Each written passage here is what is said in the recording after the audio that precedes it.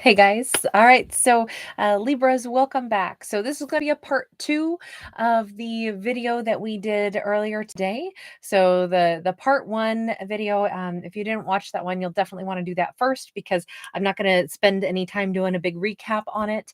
I'm just going to say we're picking up exactly where we left off in.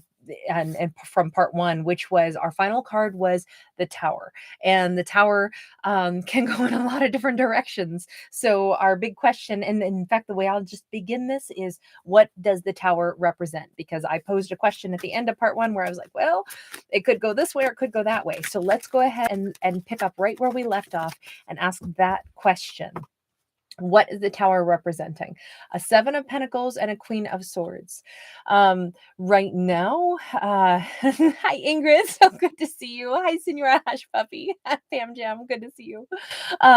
This is starting out with growth. The Tower is representing change. It's representing growth. It's representing passage of time, and it's representing like over time what has changed.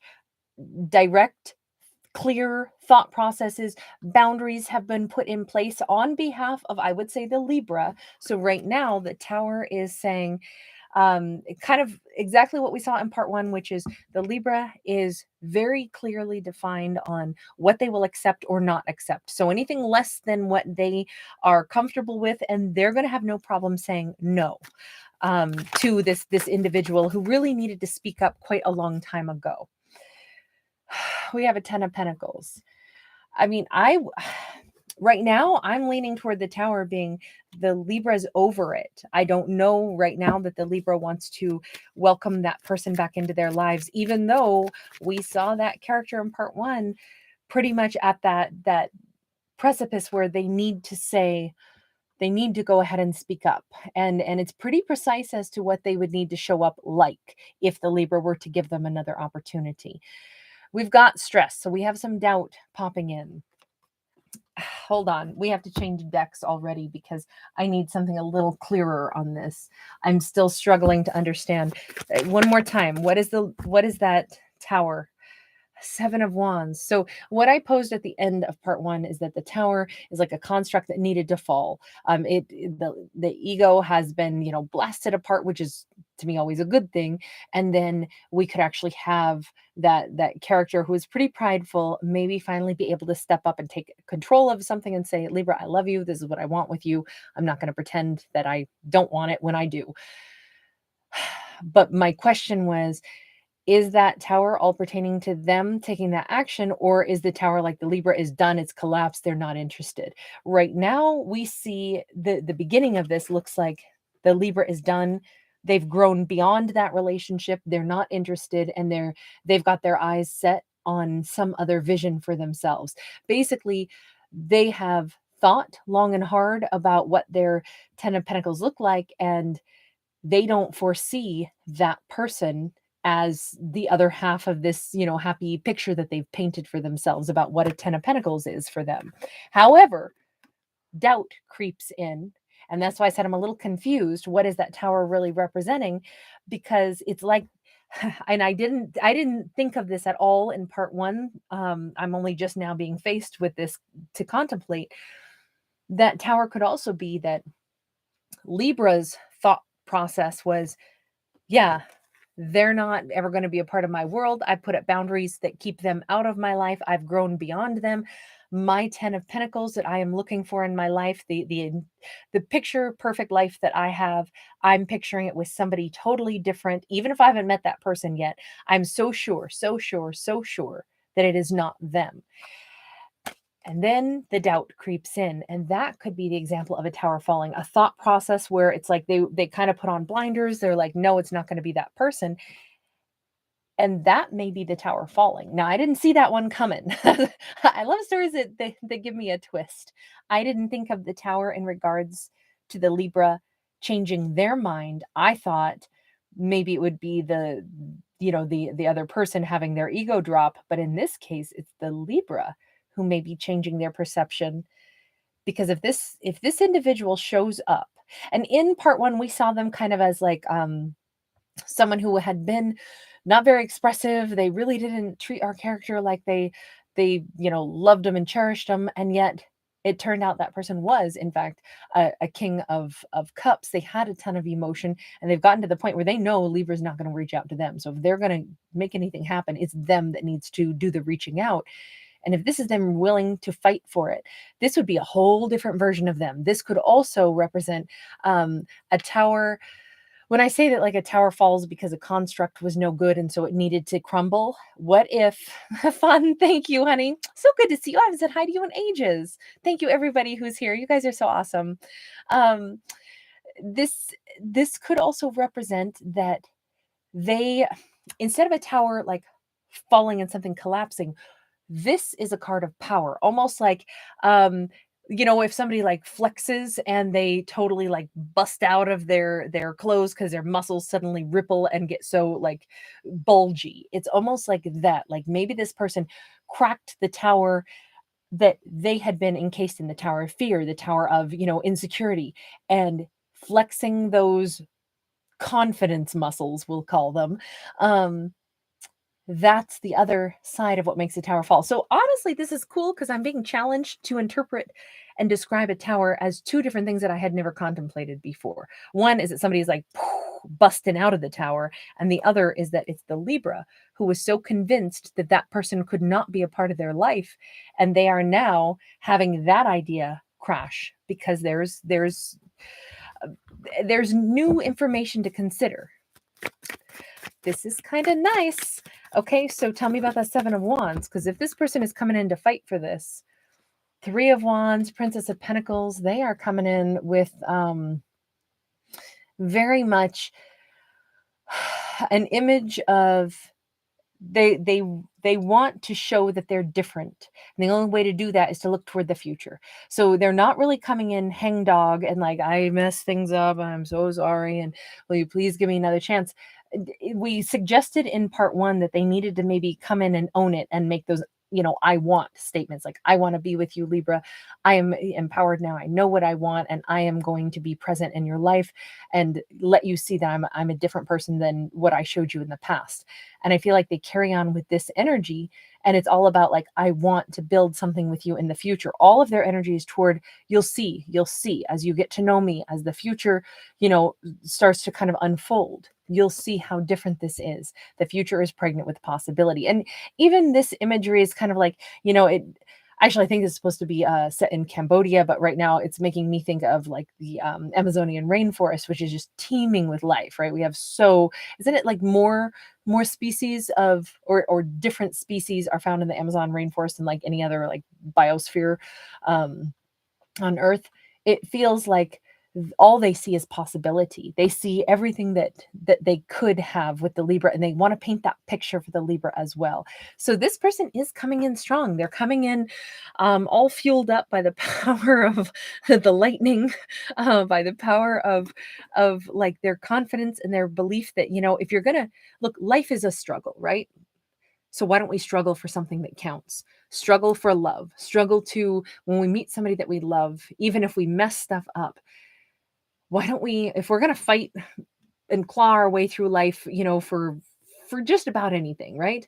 Why don't we go ahead and make it count? And I think that is maybe the best way to describe how this person got over those fears, those worries, those insecurities, to the point where they're really, carpe diem, like they're taking hold of their own future and saying, today is the first day of the rest of my life, and I need to make it count. And if I want to be with the Libra, I will have to convince them. But first they almost had to convince themselves. Again, with that tower, it's making a lot more sense. They had to bust out of their own narrow vision, out of their own fears, and then their confidence, I think, is the thing that our Libra did not expect to see in them. Our Libra was so sure it wasn't going to be them. Nope. I put up my boundaries. I don't want it to be them. But when somebody shows up confident in a way we've never seen before, it's amazing how persuasive that can be. Persuasive enough to challenge what the Libra thought of them and to wonder, am I wrong? I thought I was done with this person. I like it. I like the power. I like the fact that this matters. Like that's always what I hope for in my characters. I like characters that like live with conviction, or at least try their best. All right, so let's go a little further. So what happens with these two? Four of Swords. King of Swords, somebody's looking pretty darn fly, pretty darn sexy, and like a pretty darn good mate for our Libra character, right? It's the emphasis on we need to heal. We need to be in each other's energy flow in like a really powerful, comforting, soothing way. It's I feel like these two need to have like some moment of stillness where they just kind of like really connect with each other, where there's a sincerity. Eye contact is really important for that. Being around each other in like that comfortable space where I feel like this is kind of a spiritual connection that we're describing, not kind of, a very spiritual connection, where it's like they kind of need to melt their energy into each other a little bit, especially right now. I the song More Than Words is in my head right now. um oh gosh, I can't think of who sang that, and it's gonna drive me crazy. Somebody please remind me in the comments if you can. um anyway, a great song. In order for them to get this relationship to kind of flow again, remember when I said our divine masculine, who now we can identify as that King of Swords, I said it's as if they want to focus on the future and everything that they could still have with the Libra. It's like, I don't think that they're trying to be like a salesperson where it's like, you know, you know, we could have it all. We could, it's no jazz hands. They're not giving like this huge painting, this picture, imagine the wonderful things we could have. It's not that. It, but it's a little bit of that. They're trying to express that Libra, we never really got a chance to build anything because back in the day, I wasn't much of a builder, was I? I was a time waster and I was scared and I didn't build. But now that I'm ready to build, if we put our mind to something that we never really put our energy or mind to before, we've never seen what the potential may hold. And that's kind of what they're trying to convey here is, Libra, we could make our relationship, it could be amazing. We could be a power couple. We could build an empire together. We could live in different cultures. We could do anything together if we put our energies together. It's limitless. Now that I'm ready to build, now that I want to focus on a future, I would be contributing, and what we could build is something so different than anything either one of us has ever had. I do feel like this King of Swords is trying to be very persuasive, but that's also part of the healing. They're really trying to erase the memory for Libra of how little they contributed in the past by genuinely showing the possibilities of, what they would appear to be now if they really are investing. And I think that's why they want to work so hard on, like, I'm going to say not rewriting history, but erasing the all the times that they were absent. That's not half bad. It's also leaving space for them to build together, and I think that's the primary message. And I think that's probably a really good message, because if two people who have not had success in the past because of very obvious issues that we saw in part one, if things are really going to change, and these two could, if there's any possibility of these two being able to be in harmony and having something, powerful, they need to co-create, and it needs to be totally different than what they had before. They never both put in energy before. I think the Libra did, and I don't think that they did. So there was never an opportunity to see what could we do if we did it together.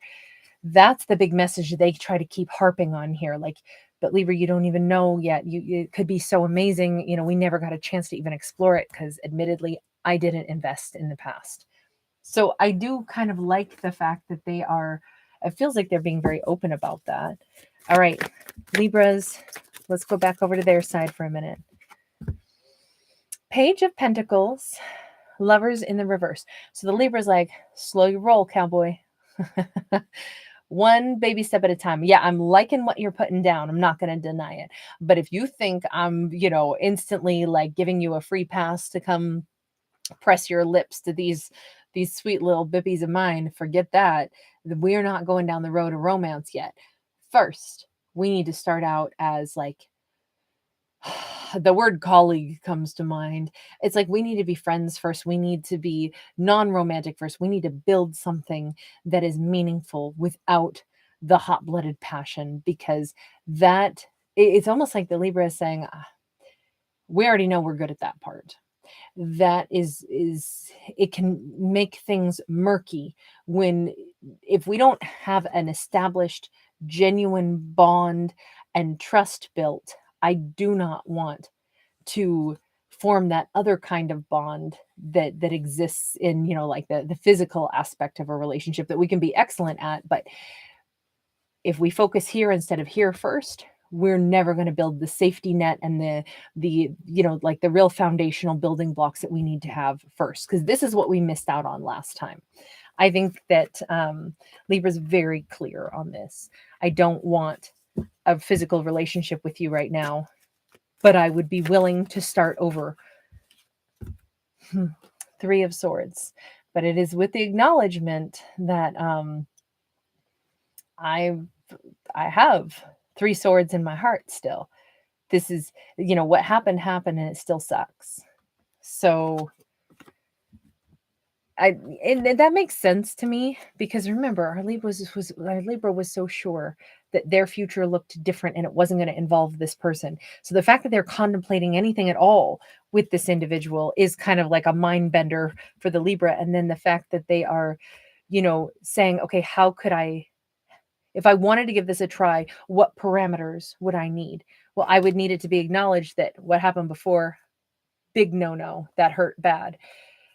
We need to build something solid, and it starts with little building blocks. And absolutely, I'm not ready to I mean, Libra may not even want this person like holding their hand yet. It's like, don't touch me. Don't, no. That's a privilege. you have like had access revoked to that privilege right now until we build something else. Knight of Wands in the reverse, yeah, it still is like a hard no on passion. Absolutely no passion. And even then, Nine of Swords upright, Seven of Wands upright. It's I almost think that the Libra is thinking, if I deny them access to that, you know what? They'll probably show me their true colors. They'll probably get all ticked off. They'll probably be like, oh, well, and I almost think that Libra's a little bit worried, like they don't want to see that ugly side of that character come back out, where they're, selfish or all about themselves or unable to give. And they're kind of braced for that. So they're laying out boundaries that they're not doing this to be rude. They're doing it because it's like, this is what I would need if I were to give this person another chance. And you know what? When I lay out those boundaries, you know what? They're going to split, or they're going to show me that ugly side of them. What actually happens? Because assuming one thing is not the same as giving the character a chance. We have a Six of Swords.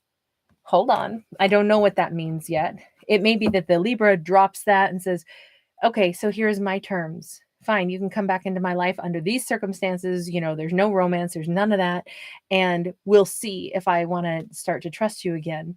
And I'm sure that they'll be gone. Libra might say that and then turn their back and be like, done with that one, never hear from them again. I'm so sure of that.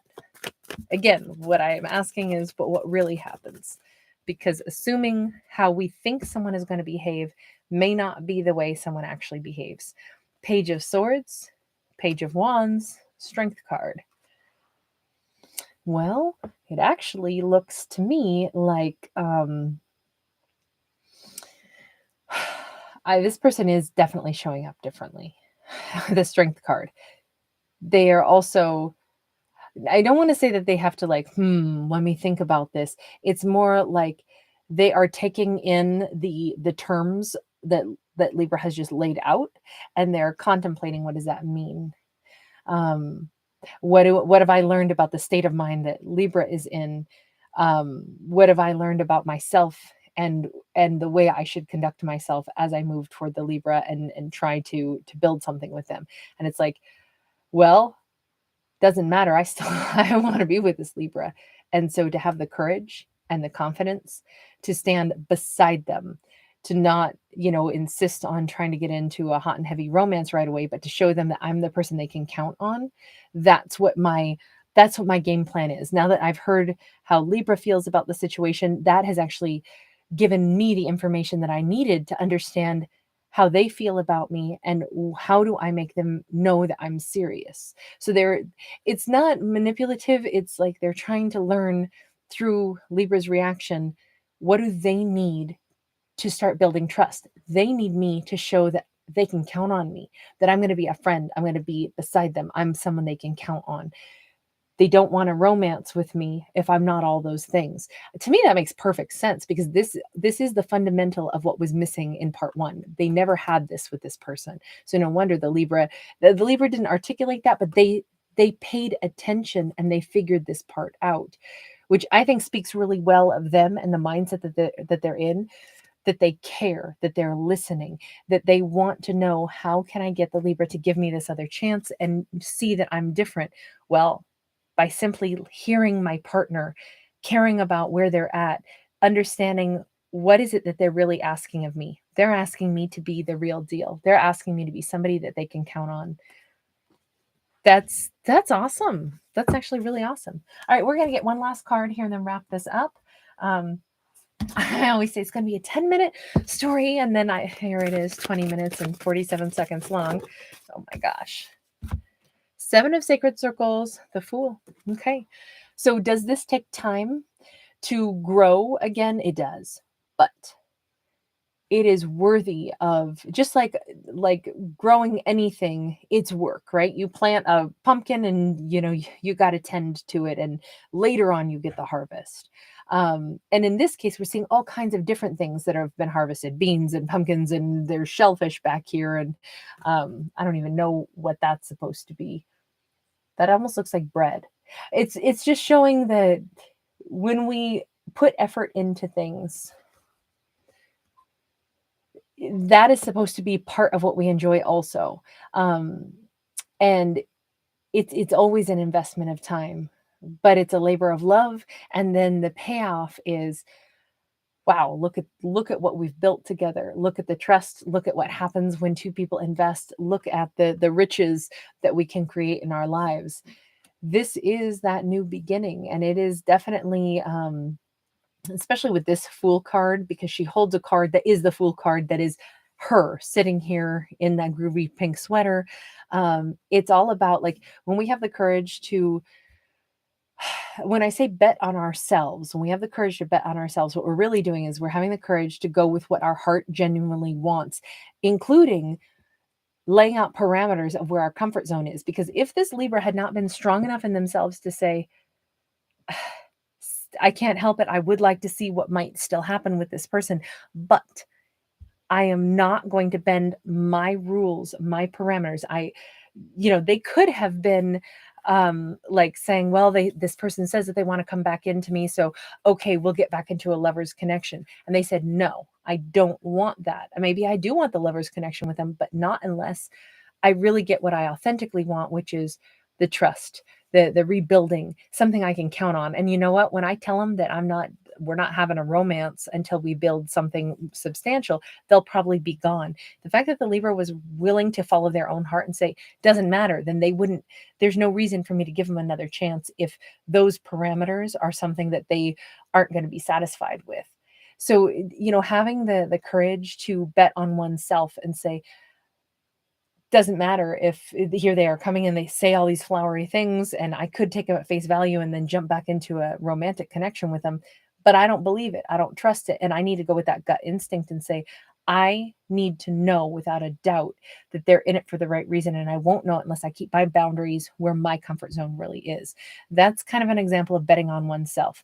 I'm going to be fine without them. It may suck if they turn away from me because, oh, look, they haven't changed at all, but better I find out now than later. So the Libra had a lot of courage to stick with things and put out the boundaries that they really needed to hold forth with for themselves. That is what yielded the right results. And same thing, this King of Swords finally was able to bet on themselves. That tower crumbled and they were able to go ahead and say, I want this relationship. This is important to me. So what am I doing? Not going after it, not betting on myself. The only person who's ever going to get anything for us in our lives that we want is us. So who are we failing if we don't go after what we want, make the changes that we need to make, and, consistently work toward the things that we really want? If we don't do it, nobody will do it for us. And I just think that was a big arcing message of all of this. I really liked it. And I liked that it challenged me to see that that Tower card in totally different ways that I really hadn't contemplated before. So that was fun. All right, you guys, thank you everybody for being here. I am delighted you guys popped by tonight. So many of you in the room tonight also. Thank you. I know it's late. I knew I wouldn't get to this till late tonight. But thank you guys all for your patience. And I will link part 1 in the description box so it's easy to get to. I'll also, well, this video will have to process before I can add it at the end of this. But those of you that were waiting for part 2, thank you for your patience today. All right, everybody. Thank you so much. Ashley, right back at you. So good to see you guys. Hey, Chris. Hey, Nyla. Bruce Reed in the house. Johnny the Carnot. Good to see you. High five. Victoria Knox. Namaste. All right, you guys. Take care, everybody. Sorry, my pup is out there having a little bark fest.